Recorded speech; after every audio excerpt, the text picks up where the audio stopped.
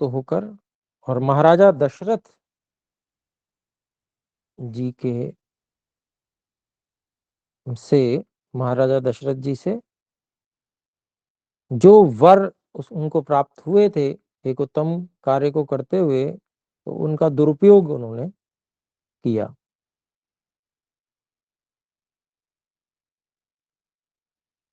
तो वो जो वर मांगे थे, उन वरों को मांगने के बाद में महाराजा दशरथ की क्या हालत बनी, उनके सारा जो उनकी जो मनःस्थिति और जो भयंकर स्थिति उनकी महाराजा दशरथ की कष्ट की, और किसी प्रकार से वो प्रार्थना करके उन्होंने विनय करके महारानी कैकेयी से उन वचनों को और कुछ मांग लेने के लिए उन्होंने प्रयास किया, लेकिन ये जो सर्ग है इसमें महारानी कैकेयी बिल्कुल भी मानने के लिए तैयार नहीं होंगी। ये हम आगे अब देखने वाले हैं। तो ये प्रकरण यहाँ पर चल रहा था। तो यहाँ पर 8वें श्लोक में महाराजा दशरथ ही अपनी बात कह रहे हैं कि भाई आप जो है इस प्रकार की जो ये अनुचित हठ है इसको छोड़ दीजिए। तो मैं पढ़ रहा हूँ 8वां श्लोक। तदलं त्यज्यतामेष निश्चयः पाप निश्चये अपि ते चरणौ मूर्ध्ना स्पृशाम्येष प्रसीद में। तो अत्यंत दुखी हृदय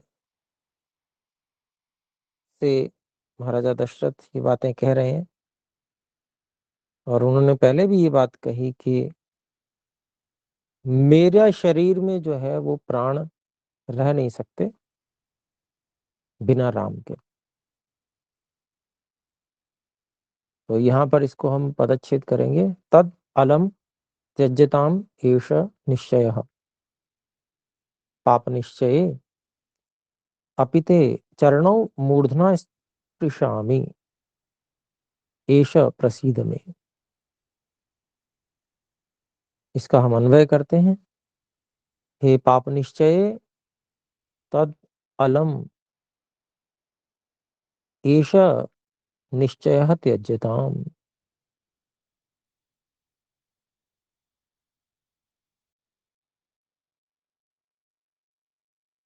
और इसके बाद में मैं मूर्धना अपि ते चरणौ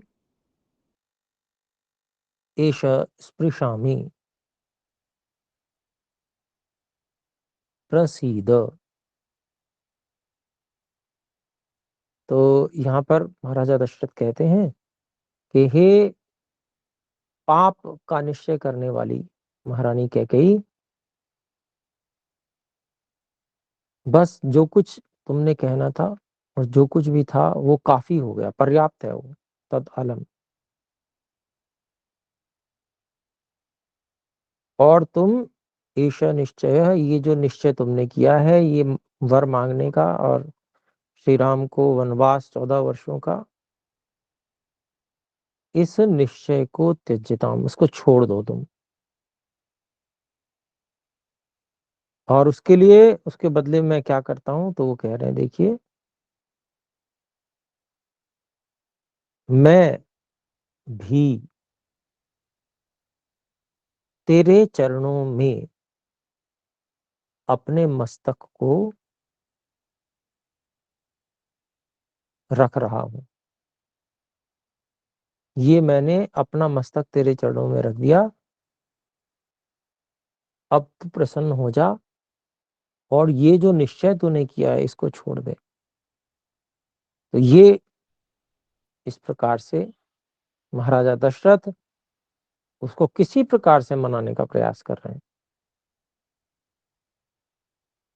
9वें श्लोक में आइए देखते हैं। 9वां श्लोक है, इक्ष्वाकूणां कुले देवी संप्राप्तः सुमहानयम् अनयोनय संपन्ने यत्र ते विकृता मतिः।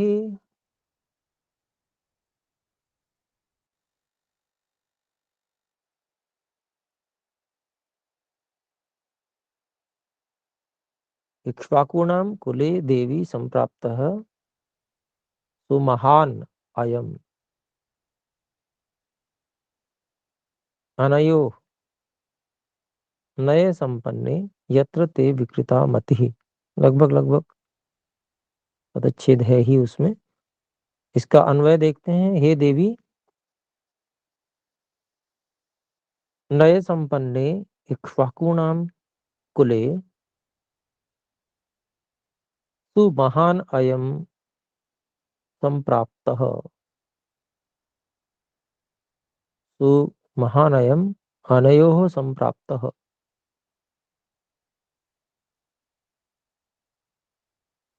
यत्र ते मतिः विकृता।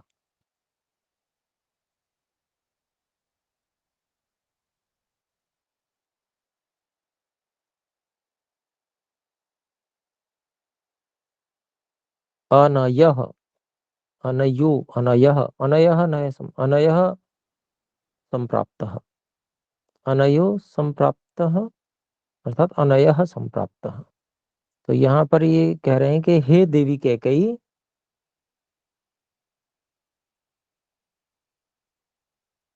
जो नीति संपन्न जो इक्ष्वाकु वंश है, राजाओं का, इक्ष्वाकु कुल के जो राजा हैं, तो इस कुल में, इक्ष्वाकुओं के कुल में जो नीतियों से सब कार्य करते हैं, उचित नीति का प्रयोग करते हैं, ऐसे राजाओं के कुल में यह बहुत ही बड़ा अनर्थ, अनर्थ का हम अब वो कर लेंगे अध्याहार। बहुत ही बड़ा, सुमहान अयम, ये जो बहुत ही बड़ा अनय, हाँ अनय अनर्थ के लिए ही प्रयोग किया गया है।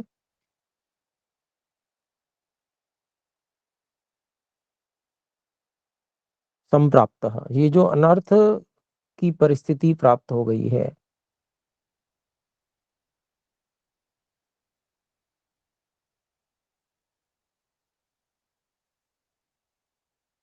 तो ये अनर्थ क्यों प्राप्त हो रहा है? यत्र,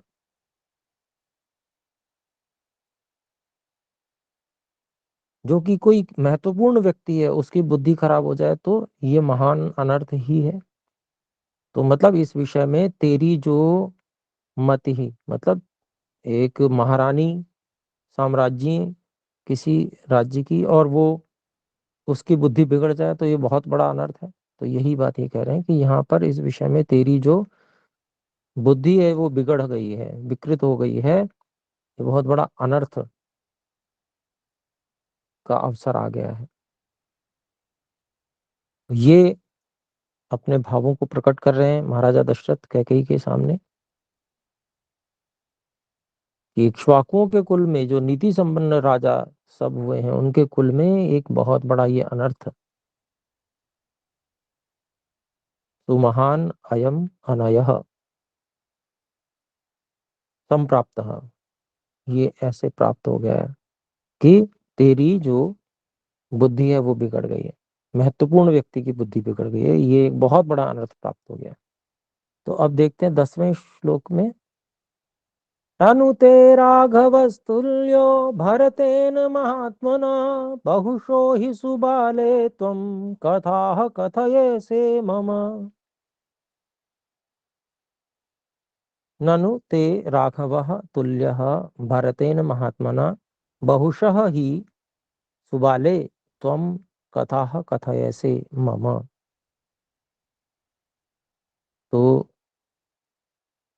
इसका अन्वय देखते हैं। ननु सुबाले, हे सुबाले, ननु हे सुबाले, त्वं मम बहुशः ही कथाः कथयसे ते महात्मना भरतेन तुल्यः राघवः।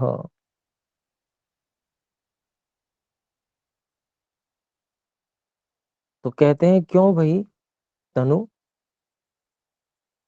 हे सुबाले, जो प्रिय होते हैं उनको कभी कभी इन ऐसे शब्दों का भी प्रयोग कर लेते हैं। तो रानी प्रिय थी इसलिए उसको सुबाले कह रहे हैं, महाराजा दशरथ। क्यों हे सुबाले, तू कभी कभी मुझसे, मतलब अनेक बार, बहुत बार तू मुझसे इस प्रकार की बात कहती थी, कथा कथा ऐसे, तो इस प्रकार से बात कहती रही है क्या, कि तेरे लिए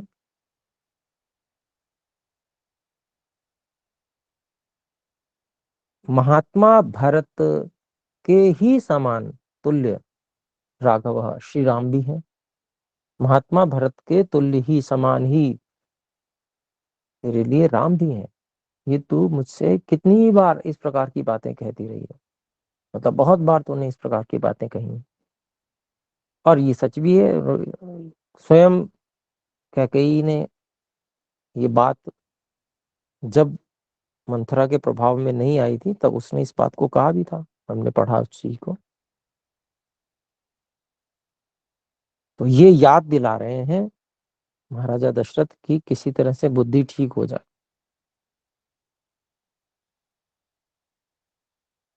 और ये बड़े दुर्भाग्य की बात है वास्तव में कि जो लोग, जो घर के पति हैं, पति जो सबसे निकट का व्यक्ति होता है पत्नी के, उसकी बात के प्रभाव से रहित होकर किसी नौकर की बात में व्यक्ति आ जा रहा है और उसमें सुधार करने का भी उसका कोई प्रयास नहीं है। अभी आगे देखेंगे कि अगर कोई गलती भी हो गई है तो वो कम से कम सुधार तो कर ले उसमें, परंतु बुद्धि ऐसी भ्रष्ट हुई है।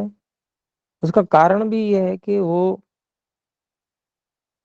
वो जो दासी है वह भी बिल्कुल जो बचपन से ही रानी के साथ में रही हुई उस प्रकार की दासी रही होगी, जिसके कारण से, जिसकी बातें वो हमेशा से मानती चली आई होगी। और माता पिता ने भी बताया होगा कि भाई ये सही बातें बताती हैं, इनकी बात माना करो। वो एक संस्कार व्यक्ति का रहता है और उसी के रहते वो आ, ये सही निर्णय नहीं कर पाता है कि कौन मेरे निकट है, क्योंकि विवाह के पश्चात तो जो पति और पत्नी का संबंध होता है वो सबसे अधिक निकट संबंध होता है, और एक दूसरे की बात माननी भी चाहिए, सभी अच्छी बातें माननी चाहिए। नौकरों से तो अधिक कम से कम पति पत्नी को एक दूसरे को सम्मान भी और उनकी बातों को भी सम्मान दिया जाना चाहिए। परंतु वो जो बचपन का संस्कार रहा होगा, उस संस्कार के चलते वो उस दासी की बातों को और साथ में कुछ तथ्य इस प्रकार के त्रुटिपूर्ण तथ्य उनको भी वो सामने ले आई मंथरा, तो जिसके कारण से दिमाग बिगड़ गया, विकृत हो गया। तो यहाँ पर अब देखते हैं 11वां श्लोक। तस्य धर्मात्मनो देवी वने वासं यशस्विनः कथं रोचयसे भीरु नववर्षाणि पञ्च च। तस्य धर्मात्मनः देवी वने वासं यशस्विनः कथं रोचयसे भीरु नववर्षाणि पञ्च च। इसका अन्वय है, हे भीरु देवी। भीरु उच्चारण किया है डरपोक कैकेयी के लिए। हे भीरु देवी, तस्य यशस्विनः धर्मात्मनः नववर्षाणि पञ्च च वने वासं कथं रोचयसे। तो महाराजा दशरथ क्या कहते हैं, कह रहे हैं कि हे भीरू देवी, उस यशस्वी धर्मात्मा श्री राम जो यशस्वी हैं और बहुत बड़े धर्मात्मा हैं, ऐसे धर्मात्मा का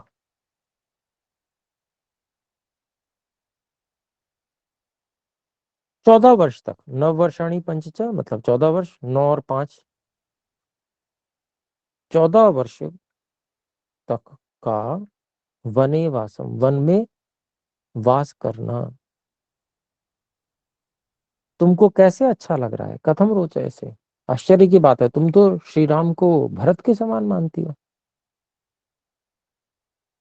तुमको उस अपने प्रिय पुत्र श्री राम, भरत के समान प्रिय पुत्र श्री राम का 14 वर्षों तक वन में रहना तुम्हें कैसे सुहारा है, कैसे अच्छा लग रहा है, ये पूछ रहे हैं महाराज भरत, महाराज दशरथ जी। तो 12वें श्लोक पे चलते हैं। रामो हि भरतात् भूयस् तव शुश्रूषते सदा, विशेषं त्वयि तस्मात् तु भरतस्य न लक्ष्ये। रामः हि भरतात् भूयः तव शुश्रूषते सदा, विशेषं त्वयि तस्मात् तु भरतस्य न लक्ष्ये। तो अन्वय करते हैं, भरतात् ही रामः तव भूयः शुश्रूषते सदा, तस्मात् त्वयि तु भरतस्य विशेषम न लक्ष्य। तो महाराजा दशरथ उसको कह रहे हैं, महारानी कैकेयी को, भरत से राम ने निश्चय से बार बार हमेशा तेरी अधिक सेवा शुश्रूषा सदा ही की है। तेरी बात हमेशा राम ने अधिक मानी है। आपका अनम्यूट हो गया, उसे म्यूट कर लीजिए, आपकी आवाज आ रही है।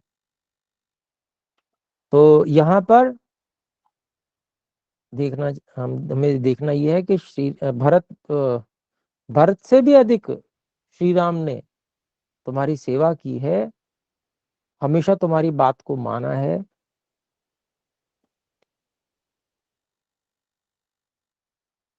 ऐसा याद दिला रहे हैं महाराजा दशरथ कैकेयी को।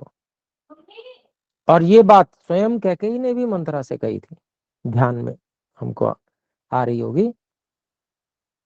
तो ऐसा ही महाराजा दशरथ फिर कैकेयी से यूं कह रहे हैं, इसलिए तुम में मैं भरत की विशेषता को तुम्हारे अंदर लक्षित होता हुआ मैं नहीं देखता। अर्थात विशेष रूप से जो भरत के प्रति आकर्षण या अधिक प्रेम है वो मुझे नहीं दिखता है। हमेशा की बात कर रहे हैं, उस समय तो भरत के प्रति ही अधिक, क्योंकि मंथरा के द्वारा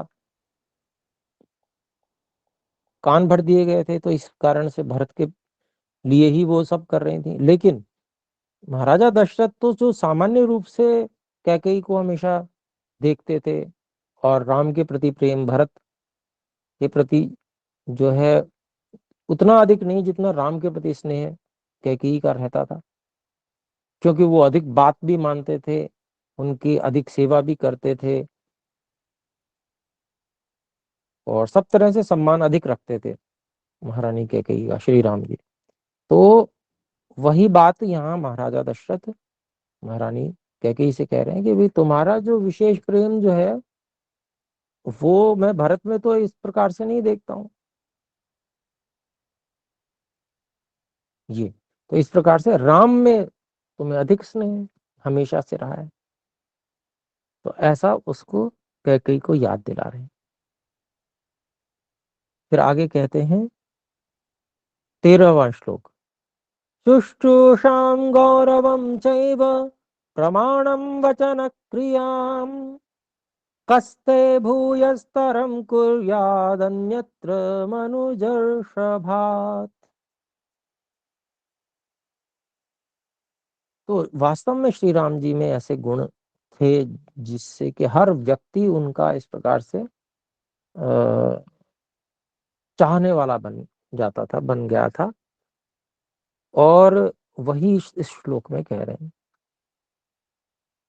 महाराजा दशरथ को महारानी कैकेयी को जताने का प्रयास कर रहे हैं। तो आइए देखते हैं इसका।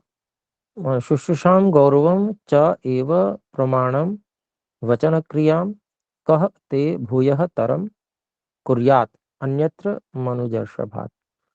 तो अन्वय है मनुजर्षभात्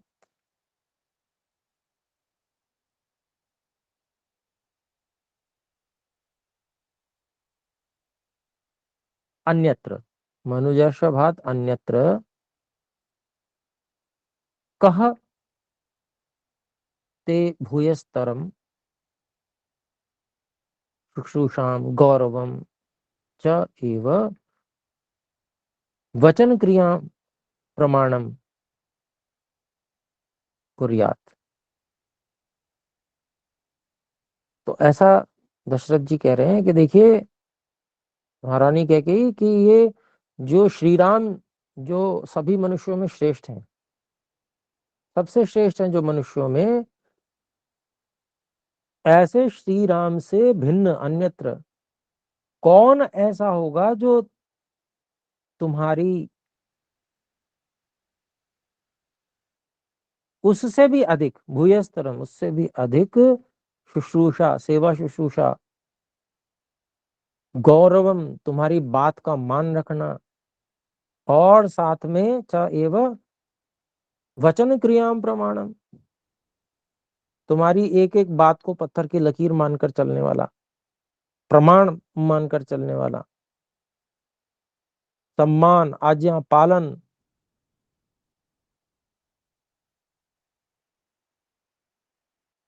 तो वो ऐसा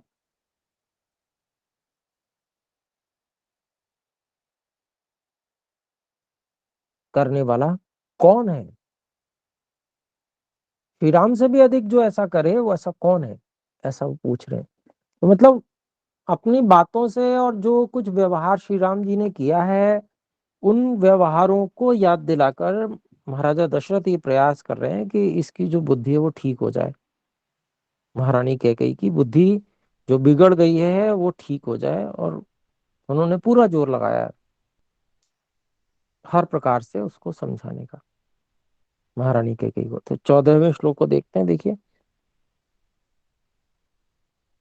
बहूनां स्त्री सहस्राणाम बहूनां चोपजीविनां परिवादोपवादो वा राघवेनोपपद्यते।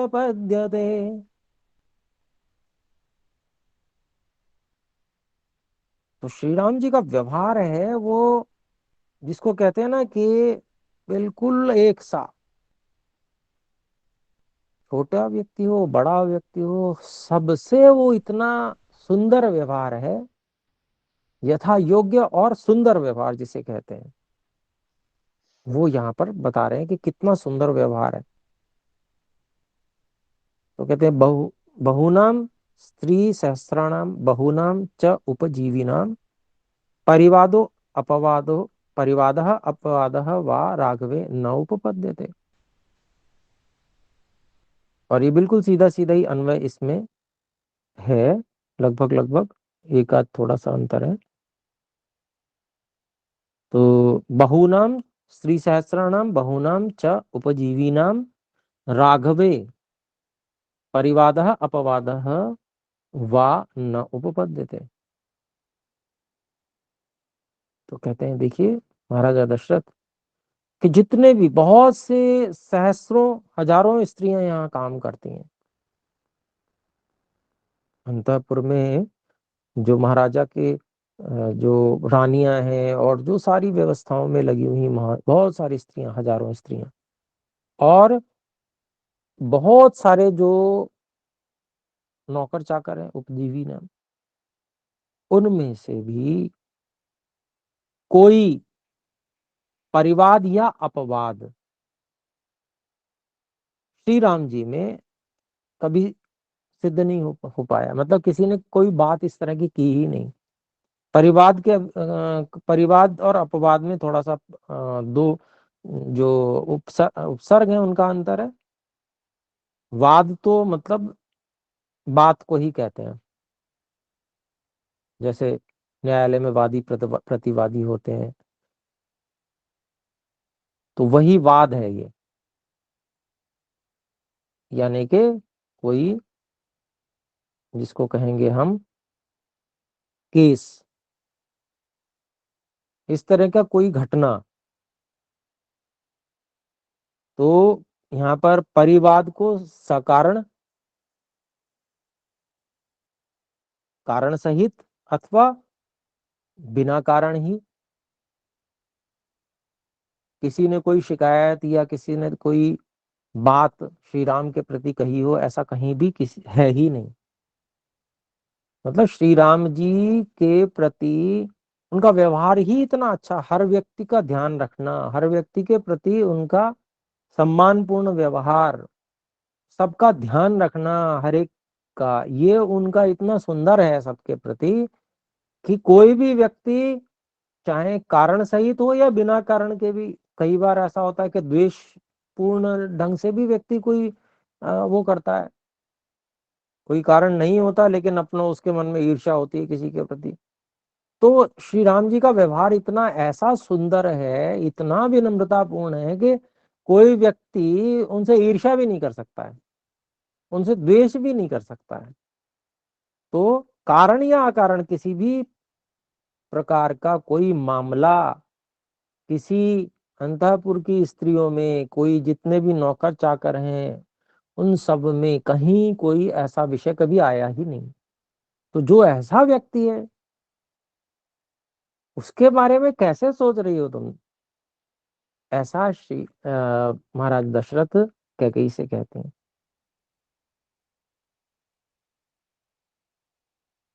15वें श्लोक को देखते हैं। सांत्वयन् सर्वभूतानि रामः शुद्धेन चेतसा गृह्णाति मनुज व्याघ्रः प्रियैर्विषयवासिनः। सांत्वयन् सर्वभूतानि रामः शुद्धेन चेतसा गृह्णाति मनुज व्याघ्रः प्रियैः विषयवासिनः। तो यहाँ पर इसका हम फिर अन्वय देखते हैं। मनुज व्याघ्रः रामः शुद्धेन चेतसा सर्वभूतानि सांत्वयन् विषयवासिनः प्रियैः गृह्णाति।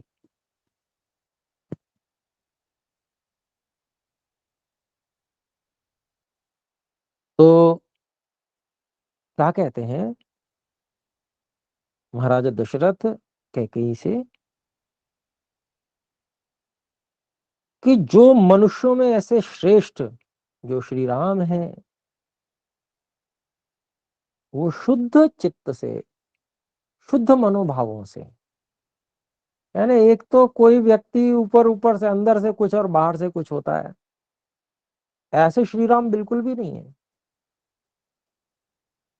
वो कैसे हैं? बिल्कुल शुद्ध चित्त से व्यवहार करते हैं। मतलब हृदय के अंदर गहराइयों से उनके भाव होते हैं सबके प्रति, बिल्कुल शुद्ध भावों से युक्त होकर सबसे वो प्रेम पूर्ण व्यवहार करते हैं। और आगे उसी को कहते हैं सर्वभूतानि सांत्वयन्। हर मतलब जितने भी प्राणी हैं, केवल मनुष्यों की बात छोड़ दीजिए, मतलब नौकर चाकर, घर की स्त्रियां, जो काम करने वाली हैं, और मतलब मनुष्यों को छोड़कर जो अन्य प्राणी हैं, सर्वभूतानि, कोई गायें होंगी घर में, कोई रक्षा के लिए कुत्ते पाले होंगे, राजा का महल है तो, और जितने प्राणी हैं उन सब के लिए भी, सब के लिए कह रहे हैं, सब प्राणियों को सांत्वना देते हुए, सांत्वयन। कितनी बहुत बड़ी, मतलब एक आदर्श पुरुष का जो विवरण यहाँ पर श्री राम जी का और महाराजा दशरथ कैकेयी के सामने रख रहे हैं कि शुद्ध हृदय से, यानी कि बिल्कुल साफ मन है जिसका, बिल्कुल पूरे अंदर सारे शुद्ध भावों के साथ में, जो सारे प्राणियों को सांत्वना देता है, ऐसा देते हुए,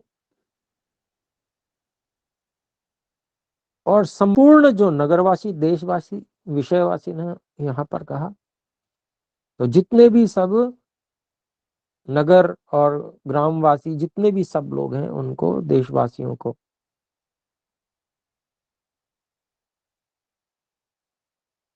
प्रिय, अपने प्रिय व्यवहारों से, अपने प्रिय लगने वाले कार्यों से, सबको जो प्रिय लगते हैं ऐसे कार्यों से, गृहणाति, उनमें अपनापन, उसको मतलब उनको ले लेते हैं, यानी कि अपनापन उनमें रखते हैं, ये अभिप्राय हुआ। हर व्यक्ति उनमें अपनापन देखता है और वो सब में अपनापन देखते हैं। इस प्रकार के हैं श्री राम जी।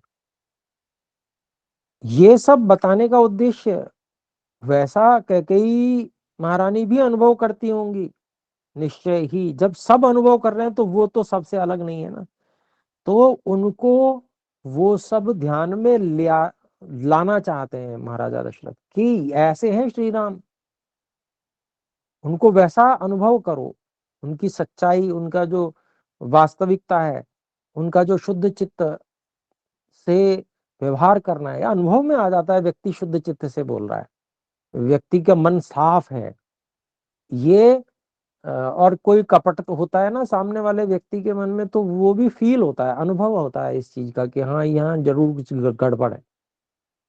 तो वही चीज जो शुद्ध व्यवहार श्री राम जी का है, उसको ध्यान में दिला रहे हैं, जिससे कि जो दुर्मति है वो ठीक हो जाए किसी तरह से।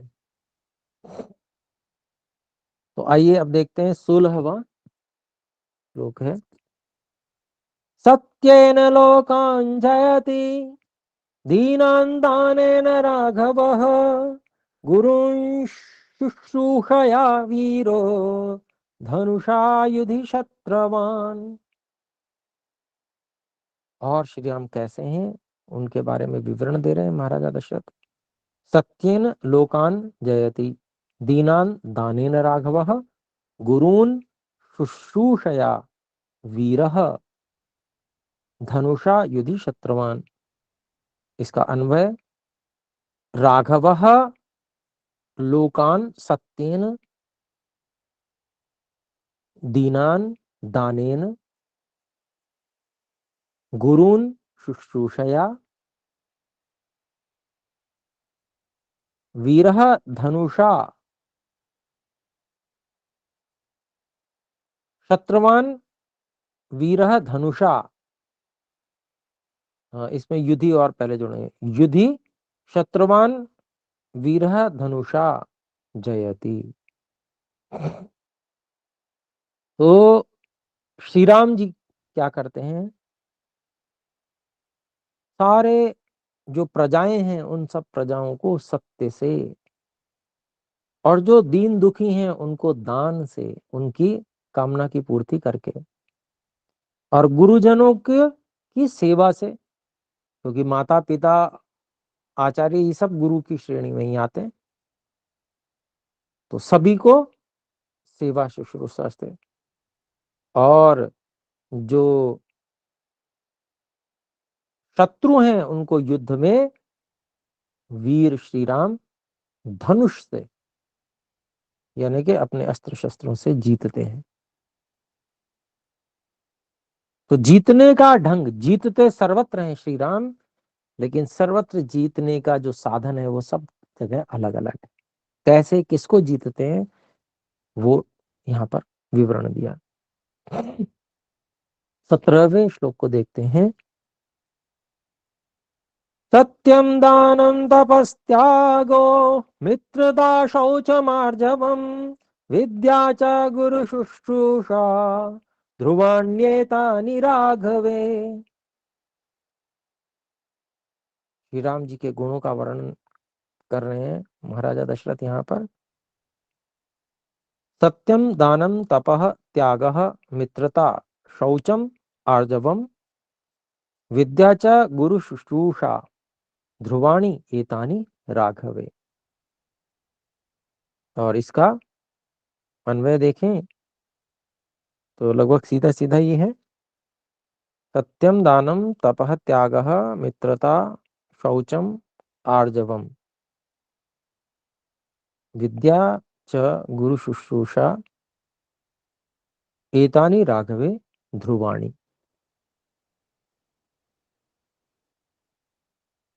तो बता रहे हैं गुणों को कि जो सत्य है, दान है, तप है, त्याग है, मित्रता, पवित्रता, आर्जवम अर्थात सरलता, और वेद विद्या में निपुणता, विद्या, और गुरु शुश्रूषा, गुरुओं की सेवा।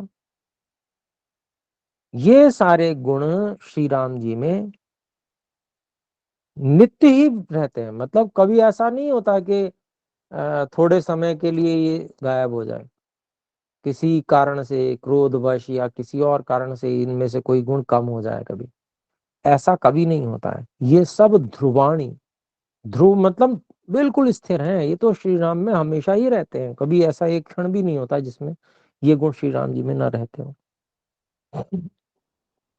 तो ऐसा जो है गुणों का वर्णन श्री राम जी के यहाँ पर कर रहे हैं।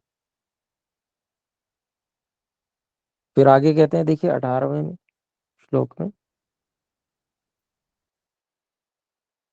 तस्मिन्नार्जव संपन्ने देवी देवोपमे कथम पापमाशंससे राम महर्षि सम तेजसी।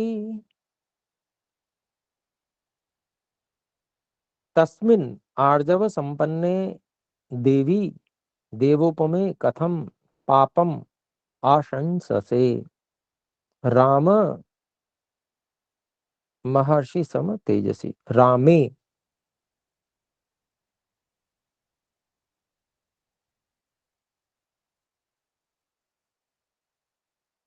राम महर्षि सम तेजसी।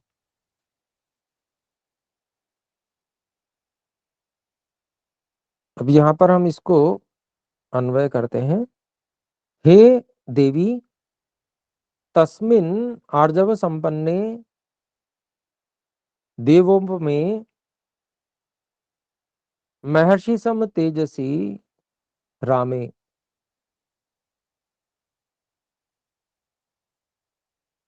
कथम पापम आशंससे।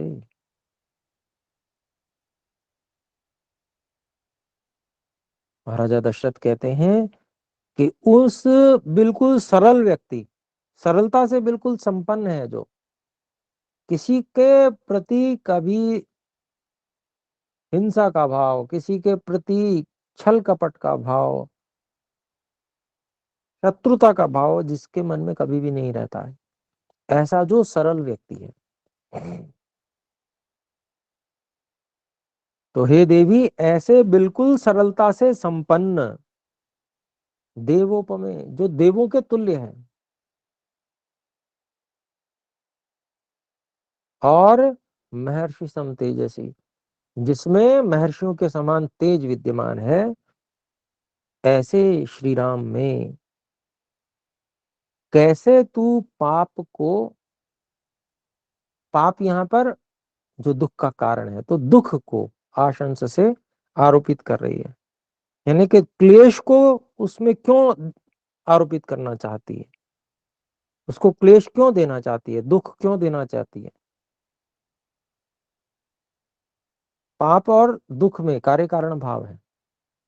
पाप कारण है, दुख कार्य है। तो यहाँ पर कारण कार्य भाव की एकता से कथन किया गया है। मतलब पाप अपने स्वयं के लिए तो वो पाप ही हो गया, कैकेयी के लिए। तो ऐसा जो है उसको क्यों दुख देना चाहती है, ये अभिप्राय। तो यहाँ पर अब 19वें श्लोक में हम चलते हैं। क्षमा यस्मिन् दमस्त्यागः सत्यं धर्मः कृतज्ञता अविहिंसा च भूतानां तमृते का गतिर्मम।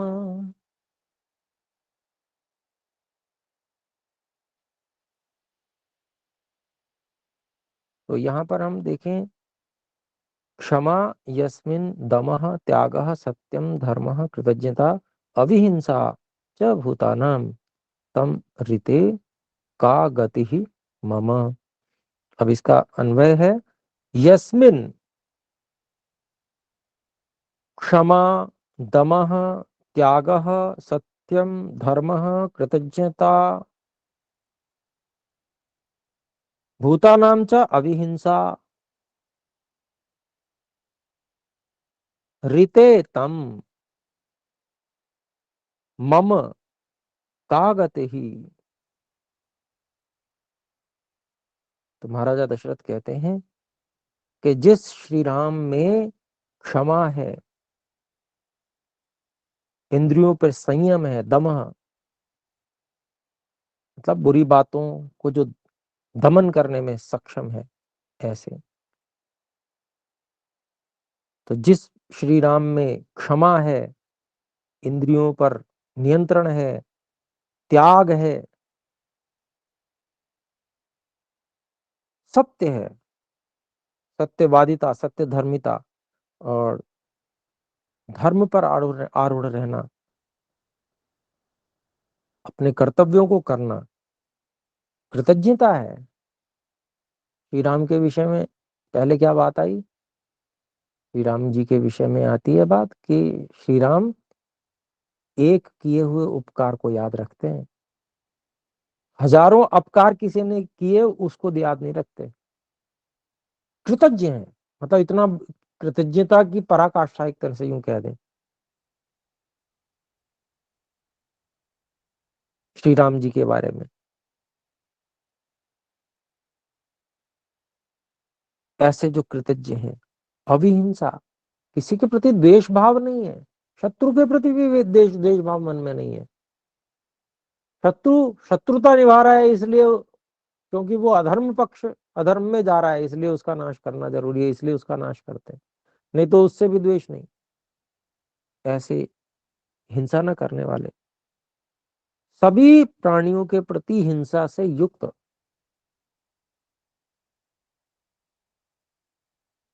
अहिंसा से युक्त, क्षम्यता, हिंसा से वियुक्त कह दें।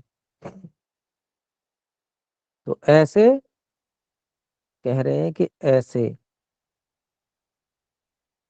ऐसे श्री राम के बिना मेरी क्या स्थिति होगी, मेरी क्या दशा होगी।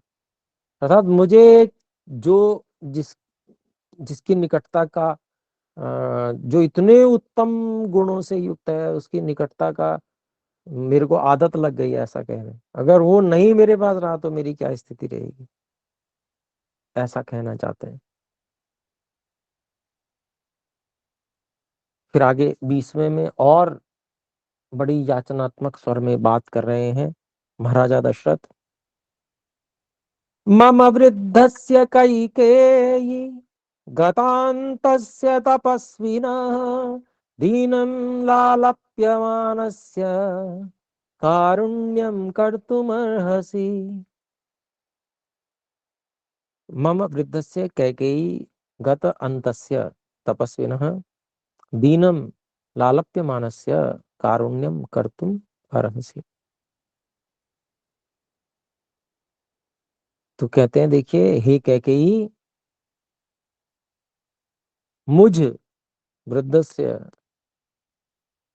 अर्थात जो बूढ़े हो चुके हैं उसका, गदान्तस्य, जिसका अंत निकट ही आ चुका है, ऐसे व्यक्ति का, तपस्विनः, जो वानप्रस्थ के बिल्कुल निकट है, बिल्कुल वानप्रस्थ जाना ही चाहता है जो, ऐसे तपस्वी का, क्योंकि राज्य को सौंप कर वानप्रस्थ लेने वाले थे महाराज भरत, महाराज दशरथ, तो इसीलिए अपने आप को तपस्वी कह रहे हैं कि भाई मैं तो तपस्वी होने वाला था, मृत्यु भी मेरी पास में है, वृद्ध हो चुका हूं मैं, ऐसे लालप्यमानस्य, ऐसे मुझ गिड़गिड़ाते हुए, जो मैं आपसे एक तरह से प्रार्थना कर रहा हूं, ऐसे मुझ दीन, दीनता का भाव है यहाँ पर, ऐसे मुझ दीन पर कारुण्यम कर तुम रसी, हे देवी कैकेयी, तुम मुझ पर करुणता का व्यवहार कर सकती है,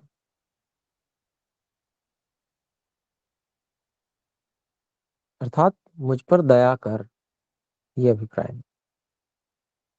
तो 21वां श्लोक देखते हैं। पृथिव्यां सागरान्तायां यत्किंचिदधिगम्यते तत्सर्वं तव दास्यामि मा च त्वां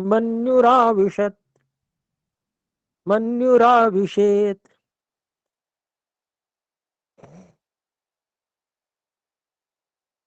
पृथिव्यां सागरान्तायां यत् किंचित अधिगम्यते तत्सर्वं तव दास्यामि मा च त्वां मन्युः आविशेत्। महाराजा दशरथ कह रहे हैं, इसका हम अन्वय करते हैं। सागरान्तायां पृथिव्यां यत् किंचित अधिगम्यते तत्सर्वं तव दास्यामि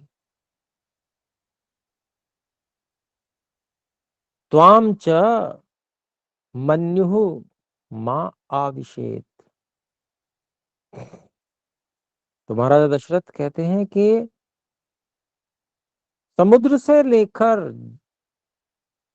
पृथ्वी तक जितना जो कुछ भी मेरे पास में है, यत् किंचित अधिगम्यते, जो कुछ भी ज्ञात हो रहा है, जो कुछ भी मेरे पास है, तत्सर्वम तव दास्यामि, वो सब कुछ तेरे को दे दूंगा मैं,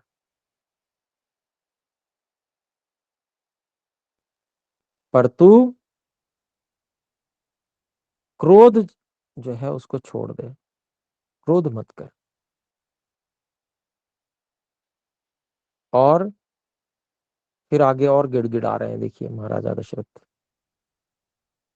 अगले श्लोक में 22वें में, कैकेयी के सामने एक तरह से मजबूर हो गए। अंजलिं कर्मि कैकेयी पादौ चापि स्पृशामि ते शरणं भव रामस्य मा अधर्मो माहि मामिह स्पृशेत्, मा धर्मो मामिह स्पृशेत्।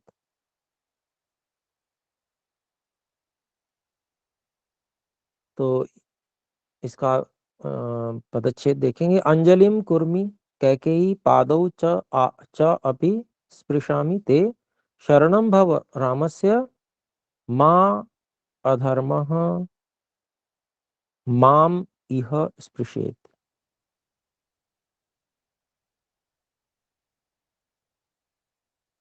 और इसका अन्वय हुआ, हे कैकेयी अंजलिम कुर्मी पादौ ते च अपि स्पृशामि,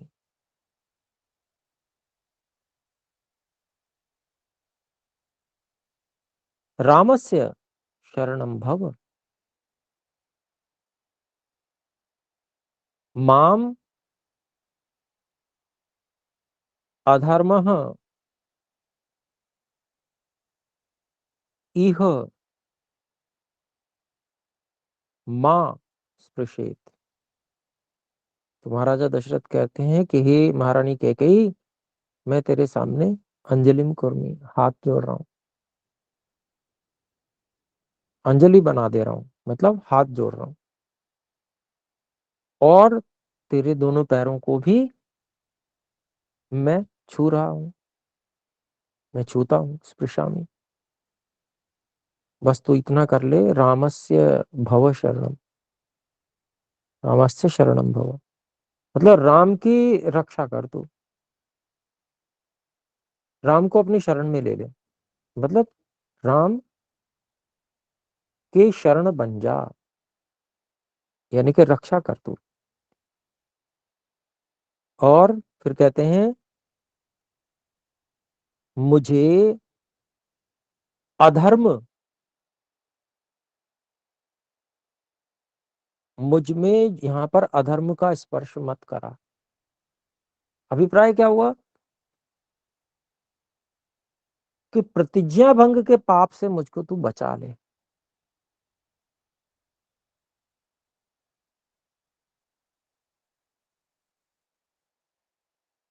तो ये एक हाथ जोड़कर, पैर पड़कर, सब तरह से कैकई को मनाने का किसी प्रकार से प्रयास कर रहे हैं कि ये अधर्म का कार्य, मैं भी बच जाऊं और तू भी बच जा। पत्नी को बचाना भी कर्तव्य है कि पत्नी अधर्म से बच जाए, पति का भी कर्तव्य है। पत्नी का भी कर्तव्य पति के लिए है कि वो उसको अधर्म से बचा ले, लेकिन पति का भी कर्तव्य पत्नी को बचा ले। तो इस तरह से कैसे ही करके वो किसी तरह से कि द्रौपदी को क्षम्यता, कैकेयी को समझ में आ जाए ये बात कि किसी प्रकार से उसको समझ में आ जाए और उसकी बुद्धि जो खराब हुई है वो ठीक हो जाए, तो ये बात घर की घर में है, अभी घर में ही रह जाए, समाप्त हो जाए और सब कुछ ठीक हो जाए, इसके लिए प्रयास कर रहे हैं। तो आप देखते हैं 23वें श्लोक में, इति दुःखाभिसंतप्तम् विलपन्तम् अचेतनम् घूर्णमानं महाराजं शोकेन समभि समभिलुप समभिप्लुतम्। यहाँ पर थोड़ा मिसप्रिंट है, प्लतुम लिखा हुआ है, प्लुतम, समभिप्लुतम होगा ये।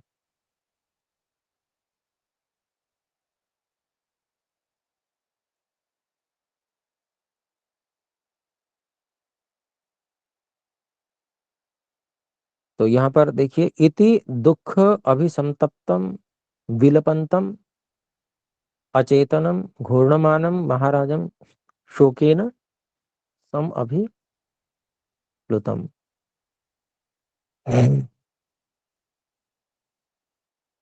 तो इस प्रकार से अब यहाँ पर महर्षि वाल्मीकि जी स्वयं एक तरह से विवरण दे रहे हैं, कमेंट्री कर रहे हैं।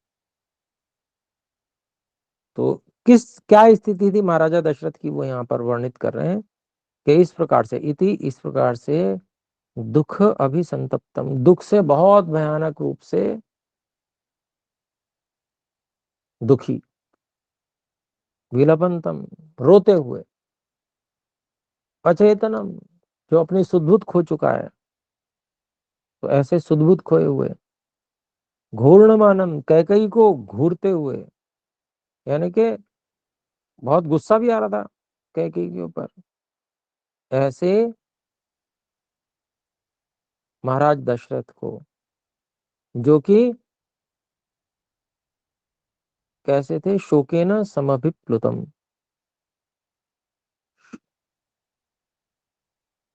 शोक के द्वारा जो पूरा का पूरा आच्छादित कर लिए गए हैं, दबा लिए गए हैं,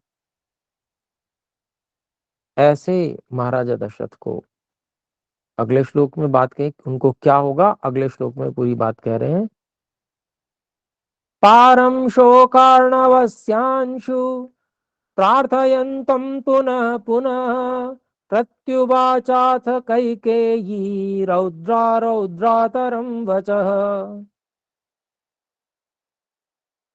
पारम शोकार्णवः,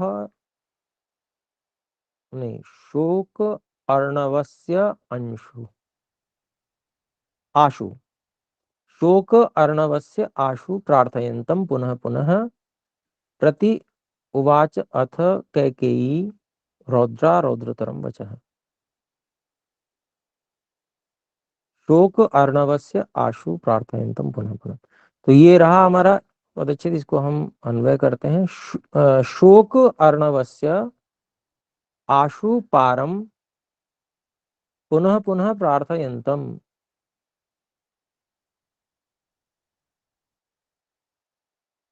अथ रौद्रा कैकेयी रौद्रतरम वचः प्रत्युवाच। तो ऐसे दुख से जो संतप्त थे, रो रहे थे विलपंतम, जो सुदबुद खोए हुए थे, कैकेयी को घूर रहे थे, शोक से जो बिल्कुल दबा दिए गए थे, ऐसे महाराज को, और वो क्या कर रहे थे उसका भी विवरण दिया। शोक के समुद्र, शोक अर्णव, अर्णव आकाशस्थ समुद्र को भी कहते हैं। तो जो दुख के समुद्र से जल्दी ही आशु पारम पार पार जाने की पुनः पुनः प्रार्थना करते हुए ऐसे महाराज को, और और कैकेयी अर्थात रौद्रा कैकेयी, मतलब जो भयंकर क्रोध से युक्त जो कैकेयी थी, वो रौद्र तरम वचः प्रत्युवाच, वो उससे भी और ज्यादा क्रोधित होकर और बातें उत्तर के रूप में कहने लगी। तो ये जो दोनों श्लोक हैं, ये स्वयं महर्षि वाल्मीकि जी ने कमेंट्री की है। उस समय क्या हो रहा था उसको वहां पर विवरण दिया है। तो इस प्रकार से ये वहां पर घटना घट रही थी। तो वो क्या कठोर वाणी किस प्रकार से, और रुद्र और अधिक रुद्र होती हुई किस प्रकार से कैकेयी बोल रही थी, इसको अगले श्लोक में 25वें श्लोक में बताया गया है। समय हमारा हो चुका है, तो आज हम 24वें श्लोक तक ही रखते हैं, और 25वें श्लोक से फिर हम अगली कक्षा में देख लेंगे। तो आइए एक बार हम सब मिलकर ओम का उच्चारण करें।